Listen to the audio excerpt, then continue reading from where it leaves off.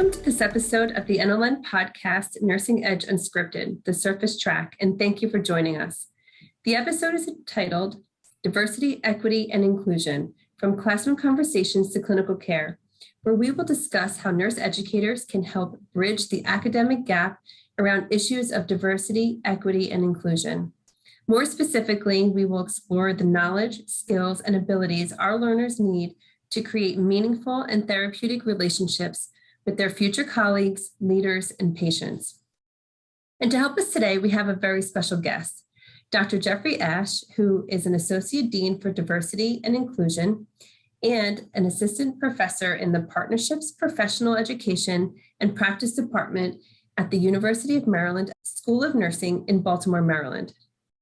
Dr. Ash's experience includes a wide range of professional service and academic achievements, including serving as a diversity leadership mentor in the Fellows Mentoring Program led by the National Association of Diversity Officers in Higher Education.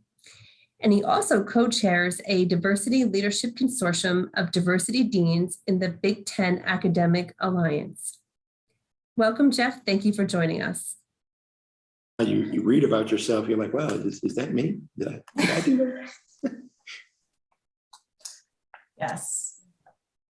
And it's abbreviated. I cut out a lot of good stuff. So. No, it's fine. It's fine. I'm a small town guy. These titles, and I think a lot of it's just overhyped, to be perfectly honest. I'm from a small town, not much bigger than whatever room you're in.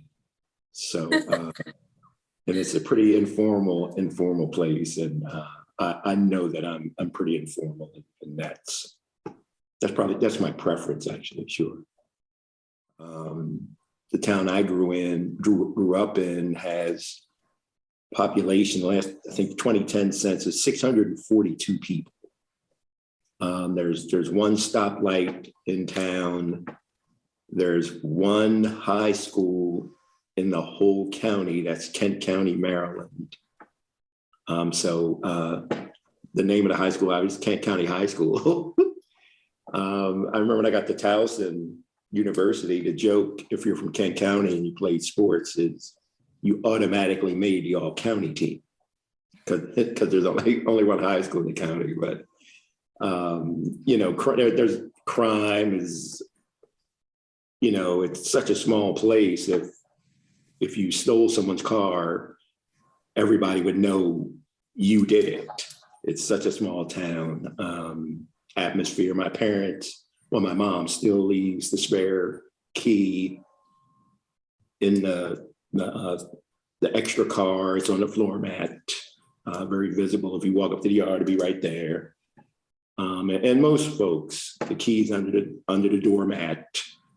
So it's something special about growing up in a small town that kind of sticks with you many years later. So, but yeah, it is very different. I would imagine that's a very, maybe jarring is not the word, or different transition going from Kent County to working in inner city Baltimore. Oh, it is. It is. I went to a workshop many years ago that spoke about that. I think it was entitled "The Positionality Narrative," which basically spoke to how where you're from really influences how you manage and work with people. And that's why for me, you don't necessarily need an appointment to. I may not be there if you didn't have an appointment, but I don't see these titles and sometimes I'm like, it's just too much. You don't need an appointment to come see me. If you got some stuff on your mind, just see me in the hallway. I prefer to walk places because in Kent County there was no mass transit. So I often share the story when I was at Towson. I'd been there about a month, and I was catching the bus back home, the Greyhound, which was downtown Fayette Street at the time. I'd never been on a mass transit bus. And I remember I called the bus station from Towson I called Greyhound and I asked how many miles is it from York Road, where Towson was, to the Greyhound station. And I think they told me it was 11 miles. So I allowed myself 30 minutes. And 30 minutes later, I could still see the stop that I had gotten on it at the university. It took like 2 hours to go those 11 miles down York Road, and then on Northern Park, crossing Northern Parkway. And I couldn't believe it would take that long. But I'd never been on a city or mass transit. I had no idea it would take that long to go 11 miles. So. Yeah, the traffic alone, I imagine, is very different. Oh yeah, there is no rush hour. There's no such thing as rush hour, right? That's the beauty of the Eastern Shore, though. Yeah, there's no rush hour. Yeah. You're not rushing. Yeah. No now, one's rushing. The closer you get to Ocean City, it gets a little hectic, especially this time of year after Memorial Day. But most times it's pretty easy going. So just a different way of life, and it really does. I'm really proud of that. If I had to do over again, I'd do it the same way. I think it just helps me relate to folks. In fact, it's kind of annoying when I meet, for me just personally, when you meet people for the first time and you ask them their name and they say, "Oh, I'm Dr. So-and-so." I'm like, "That's not your name. That's not your name. Your name's not Dr. So-and-so." Anyway. That really resonates with me, Jeff, because I've been working really hard on this recognition. Like when we introduce ourselves in professional settings, I'll say, "Oh, I am an associate professor." Well, that's not who I am. That's the role I function in. Sure. And so that type of thing resonates with me because it's a paradigm shift of you're more than your role. You're more than the type. Yeah, that speaks to me. I've been even practicing that with emotions or all kinds of things, right? Like I am angry. You are not anger. You are feeling angry. It's an emotion. It's an experience, but you are not anger. I have to remind myself of that. Sure. I've also followed the work of a researcher many years ago, a guy named David Rock. And David Rock, wrote an article, I want to say around 2009. It's entitled "Managing with the Brain in Mind." And it speaks to just the neuroscience behind inclusion. And he's identified like this acronym, it's called SCARF. What are the barriers to inclusion? And the S is for status. One of the barriers to inclusion is status. We use terms like junior faculty. Who wants to be the junior? Who wants to be on the JV, right? Who wants to be referred to like that? So status, the acronym SCARF, status, certainty, or in this case, uncertainty, autonomy, relatedness, and fairness. And when we don't have those things, Rock essentially concludes, to your brain, the feeling of exclusion is the same as being in pain or being hungry. So when we don't know things, some people know, some people don't. So sometimes one of the first things I'll ask, is it a secret? How is it this side of the aisle knows, but that side of the aisle doesn't know?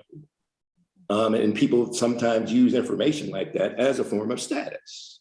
And that's a barrier to inclusion. So he basically concludes, when you feel excluded, to your brain, it heightens what he refers to as your threat response. But when you feel included, it heightens what's called your reward response.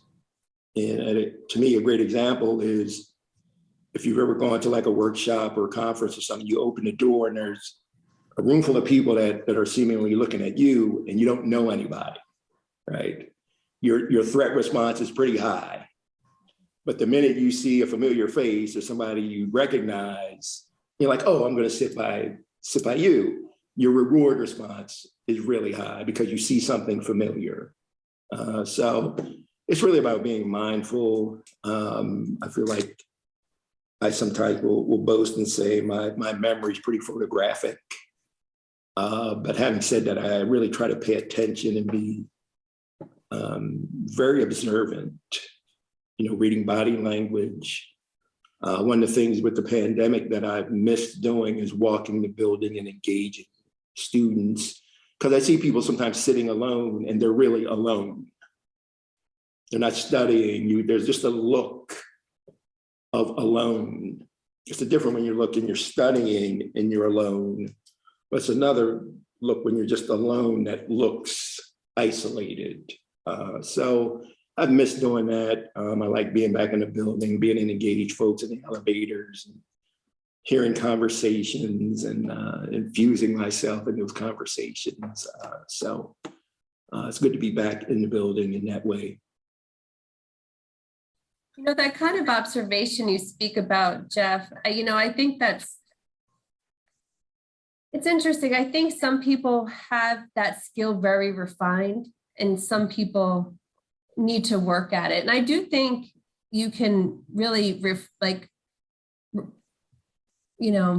work on your observation skills. And I think that's actually something that nurse educators try to teach our students all the time, right? How do you see beyond the patient's blood pressure, right? How do you see beyond the telemetry monitor that has the bells and whistles, and really look at them and look at their eyes, their body language, their nonverbals, and how do you, I think it's just a challenge though for some of us that are very good at that skill. It comes very naturally. And then some people that it doesn't come naturally. And we also understand the importance of developing it. So I just think in nursing education, that's something that I think we could, as a community of a profession, just be better at, of teaching this skill of observation. Because it's not natural to everybody. No. And it's so tightly connected to emotional intelligence. Sure. I would also offer just generationally, there's a generation of folks who have grown up not engaging folks, right? We have these to talk for us, to spell check for us, to, I was riding with a friend of mine the other day, and while in his car, he didn't even have to type the message, he just spoke the message.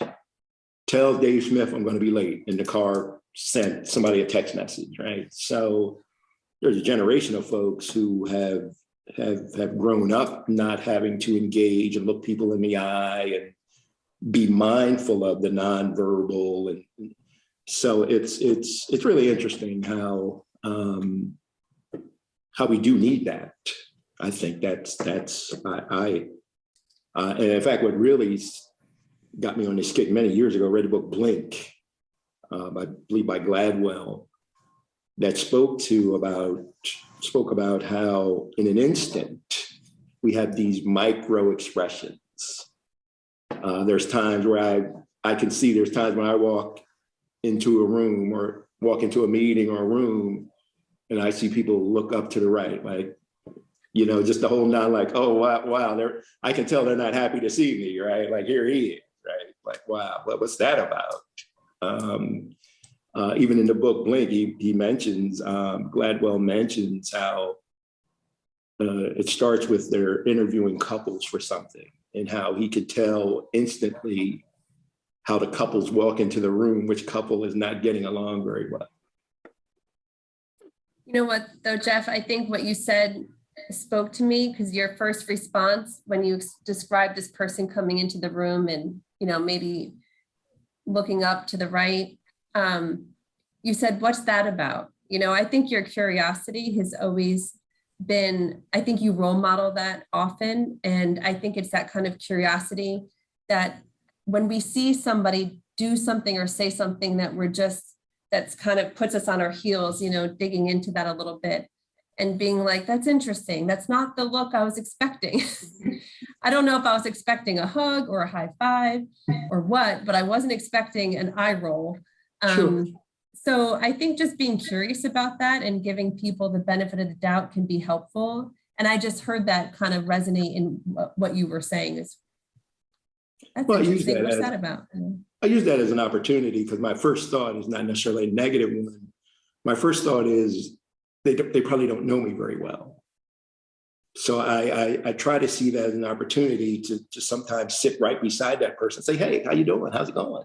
I don't think we've met. To try to, again, when I think about, the barriers to inclusion, when I see that reaction sometimes, it's a reminder to me that we don't have much relatedness. And a lot of times we have, much more in common than we do different, but it's really our differences that get most of the attention.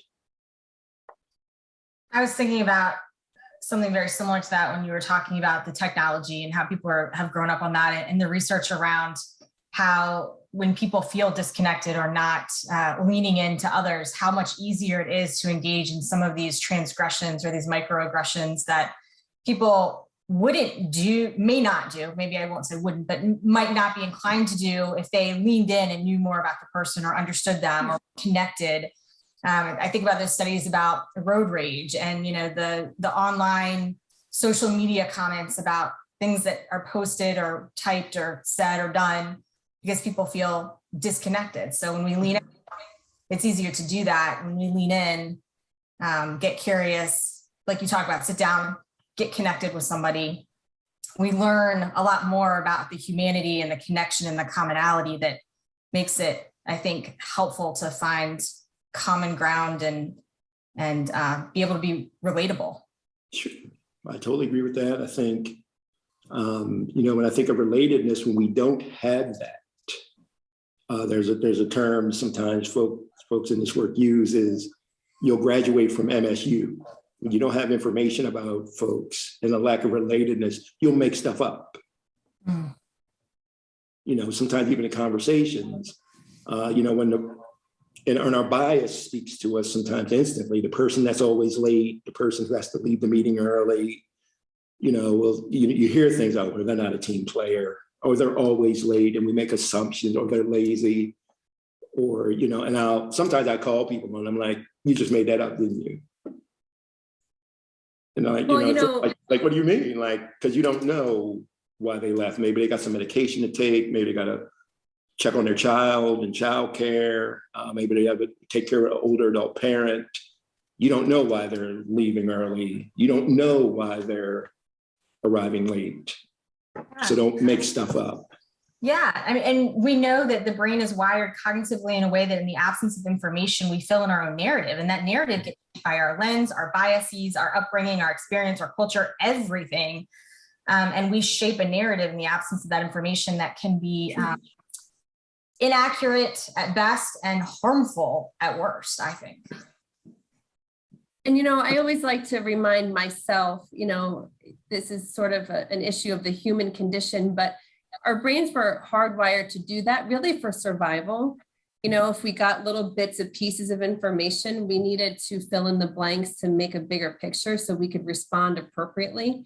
And I always try to remind myself, rather than getting hard on myself, to say, you shouldn't think this way, or that's wrong, just understanding that it's leaning into this idea that just being aware of it, right? And just trying to be open about this idea of how our brains are hardwired to function.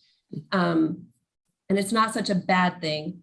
It's a survival thing that we kind of it went awry, right? I mean, we're all overwhelmed with stimuli, right? I often at the house here get annoyed anytime I click on something, there's an ad. I don't want to see an ad right now. But we're all just overloaded with stimuli. So when we see and experience something different, our personal and cultural information that we already have tells us immediately what we think it is. And it's easier to take that shortcut rather than really kind of spend some time and get to know the person, right?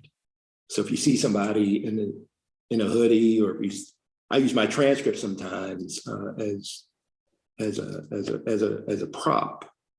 My transcript at one time, I was academically dismissed, and my GPA was really low.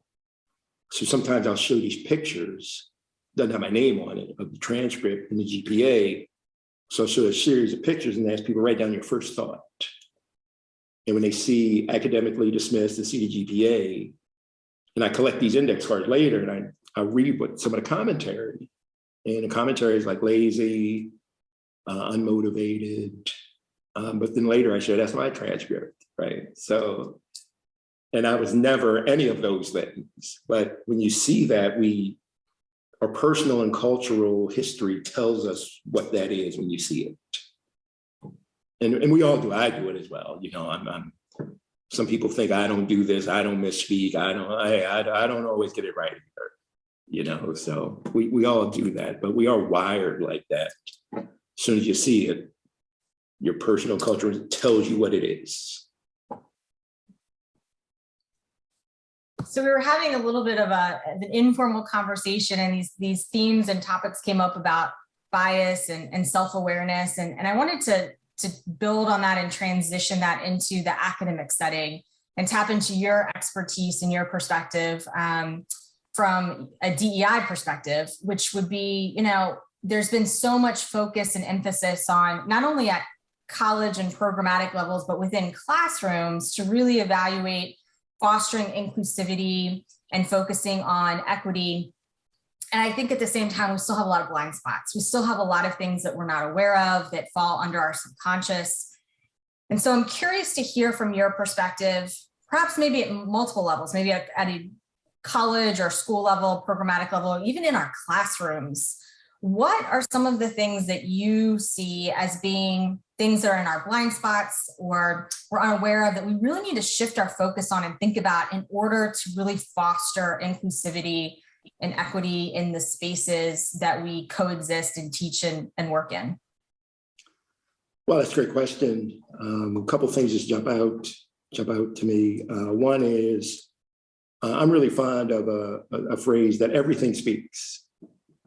Everything speaks. So we need to be mindful of, when I think of just blind spots, the books, materials that we use, case studies that we use, that certain groups aren't depicted in a negative light all the time. We need to be aware of, in our case studies and textbooks, the stereotypes that have existed for generations. The other really important thing is mindful that the entire classroom environment, it's more than just being in class, right? It's the pictures in the hallways, it's the names of the buildings, it's the names of the conference rooms. Everything speaks in a way that we have to be mindful that those images, those artifacts speak to the entire audience. And create this sense of whether or not you belong, you have this sense of belonging. So it's all those things. You know, even when I think of just inclusive pedagogy, it's intentional. We have to be intentional on understanding the different learning styles, the different communication styles. We don't all learn the same way. We don't all communicate the same way. And really try to institute smaller groups, smaller working groups, peer mentoring, peer coaching. So it's all those things, I think. Even organizationally, I think, when I just think of our blind spot, we have to be mindful of who our students encounter.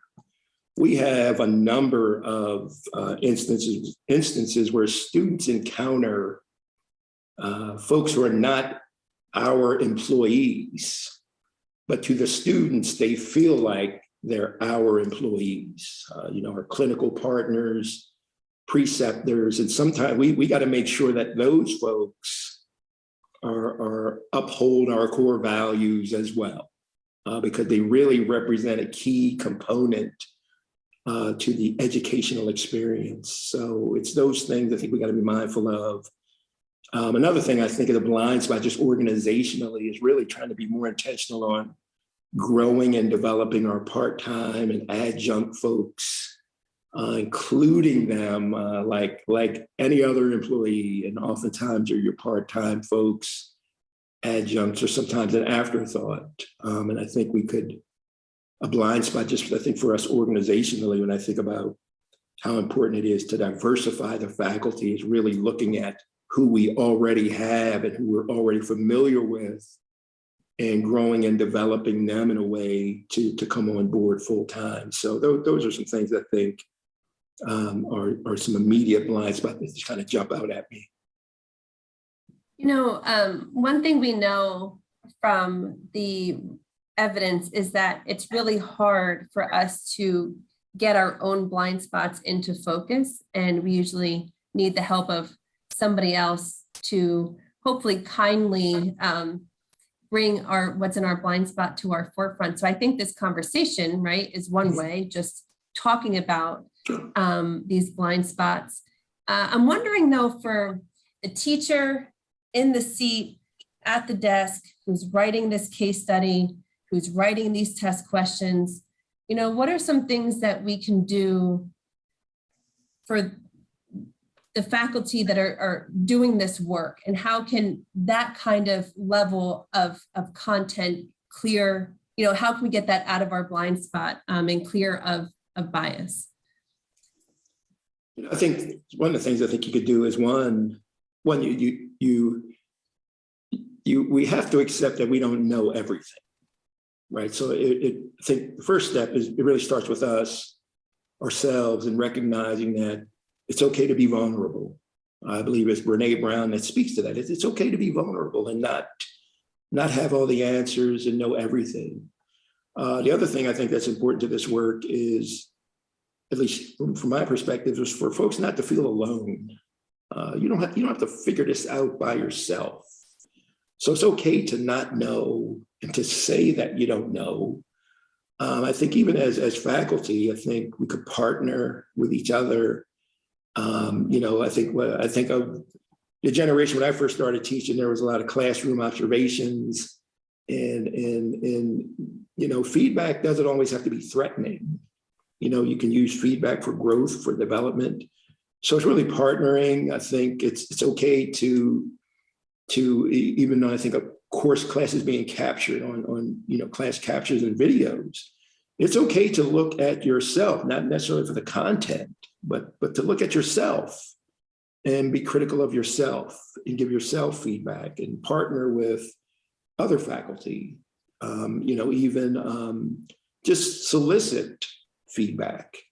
This all starts to me, and you mentioned it earlier, we talked about this earlier, self-awareness is our greatest tool. It's our greatest tool. And once we're more self-aware, then we can really teach others to be more aware. So that's what I would offer. But it all starts with, to me, a certain level of humility, in being vulnerable, and acknowledging I don't know everything. And sometimes that's difficult for highly educated folks to admit, I don't know. I haven't figured that out. I need some help. Sometimes that's really hard for folks. So anyone who's joined Michelle and I on this podcast before knows that we have a tendency not to be able to keep our conversations just to the 15 or 20 minutes that we ideally want to keep it at. There are so much good things to unpack and talk about, and that is the case with our conversation with Dr. Jeff Ash. So we're going to hit the pause button. We will be back. We hope you will join us too.